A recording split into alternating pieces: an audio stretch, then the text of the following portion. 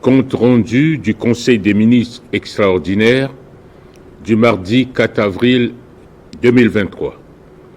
Le mardi 4 avril 2023, sous la très haute présidence de son Excellence professeur Faustin-Archange Touadéra, président de la République, chef de l'État, le Conseil des ministres a tenu sa séance extraordinaire à 14h30 autour de l'ordre du jour suivant. Les dossiers à examiner et les divers. Avant d'aborder l'examen des points inscrits à l'ordre du jour, le ministre, chargé du secrétariat général du gouvernement et des relations avec les institutions de la République, a présenté la position des membres du gouvernement absents au titre des dossiers à examiner. Le ministre chargé des mines et de la géologie a soumis à l'examen du Conseil le projet de loi régissant la tokenisation des ressources naturelles et foncières de la République centrafricaine. Le ministre a indiqué qu'après la promulgation de la loi portant sur la crypto-monnaie en République centrafricaine, il s'est avéré important que le pays s'oriente vers la technologie blockchain dans l'optique de mobiliser facilement les ressources financières au profit des communautés nationales. La tokenisation est un processus d'émission de jetons de présence numériquement des actifs négociables. Il s'agit donc de moyens de mobiliser virtuellement des capitaux à travers le blockchain en vue de valoriser les ressources naturelles, foncières, minières, agricoles et forestières. Par ce mécanisme, les barrières monétaires existantes disparaissent et contribuent donc au développement de notre pays. De nos jours, ce système est utilisé par des millions de personnes à travers le monde et continue de séduire de plus en plus d'utilisateurs et des institutions tant publiques que privées. Pour ce qui concerne notre pays, 4 secteurs ont été identifiés et proposés à la tokenisation. Il s'agit donc, entre autres, du secteur des mines et du pétrole, des forêts, de l'agriculture et du foncier. Dans le souci de sortir notre pays de la sphère du sous-développement, le ministre a sollicité du Conseil l'adoption du dit projet de loi en vue de sa transmission à l'Assemblée nationale. Notre pays entre dans une nouvelle phase de mutation économique sans précédent à travers une nouvelle approche de développement et la mise en valeur de nos énormes ressources naturelles. Après débat très enrichissant, le Conseil, tout en marquant son accord, a adopté le dit projet de loi et a instruit le ministre de prendre toutes les dispositions nécessaires pour sa transmission à l'Assemblée nationale pour examen et adoption.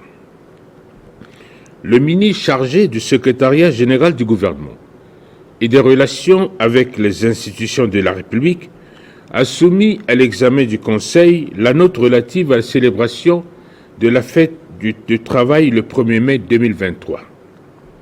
Le ministre a indiqué que le 1er mai de chaque année, la République centrafricaine, à l'instar des autres pays du monde, célèbre la fête du travail.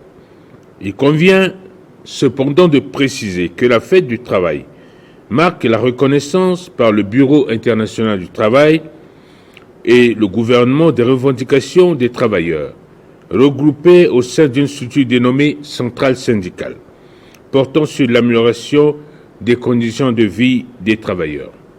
La fête du 1er mai trouve ses origines dans un mouvement de grève qui avait eu lieu aux États-Unis le 1er mai 1886.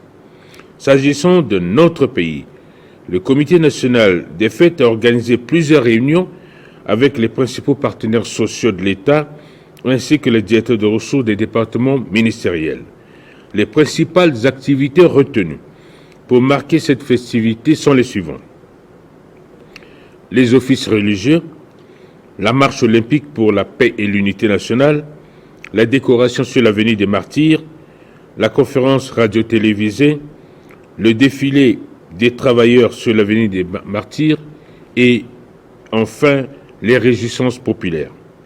Les séances d'entraînement du défilé vont démarrer ce mercredi 5 avril 2023 et seront organisées tous les mercredis et vendredis de chaque semaine. En vue de doter le Comité national des fêtes des moyens lui permettant de démarrer les travaux préparatoires de cette fête, le ministre a sollicité du Conseil l'adoption du dit projet de budget relatif élaboré à cet effet. Après présentation et débat, le Conseil a marqué son accord et a validé le budget de cette festivité. Au titre des divers, le ministre chargé des Finances et du Budget a rendu compte au Conseil des travaux de la session d'immersion sur les recettes domestiques tenue avec 14 départements ministériels et de la mise en place du cadre juridique d'encadrement de la collecte de ces menues recettes générées par les différents sectoriels. À cet effet, le ministre a signé les arrêtés pour 10 départements, dont 4 ministères sont désignés comme ministères pilotes, à savoir le ministère de la Justice, le ministère des Affaires étrangères, le ministère chargé du secrétaire général du gouvernement et des relations avec les institutions de la République et le ministère de l'élevage et de la santé animale dans le cadre du processus de digitalisation. Le ministre a également informé le Conseil que les agents comptables et les régisseurs vont détenir les quitanciers sécurisés et des cachets secs dans le cadre de la collecte de ces menues recettes. Enfin, le ministre a remercié ses collègues qui ont tous coopéré pour une bonne rationalisation des menues recettes de l'État. Le ministre chargé de la santé de la population a rappelé au Conseil l'organisation prochaine du 75e anniversaire de l'Organisation mondiale de la santé, OMS. À cette occasion, une grande marche sportive sera organisée dans la matinée du vendredi 7 avril 2023 de l'Assemblée nationale au stade 20 000 places. Et dans l'après-midi, une cérémonie sera également organisée au Palais de la Renaissance. Cette cérémonie sera marquée par 2 importantes déclarations, l'une de son Excellence, Monsieur le Président de la République, chef de l'État, et l'autre de Monsieur le Directeur général de l'OMS par visioconférence.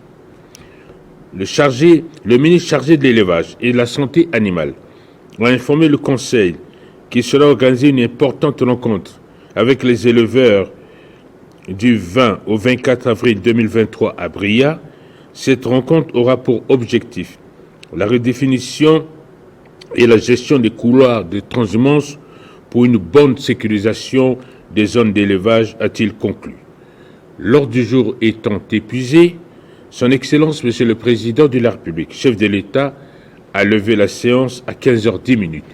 Fait à Bangui, le 5 avril 2023, le ministre chargé du secrétariat général du gouvernement et des relations avec les institutions de la République, Maxime Balalou,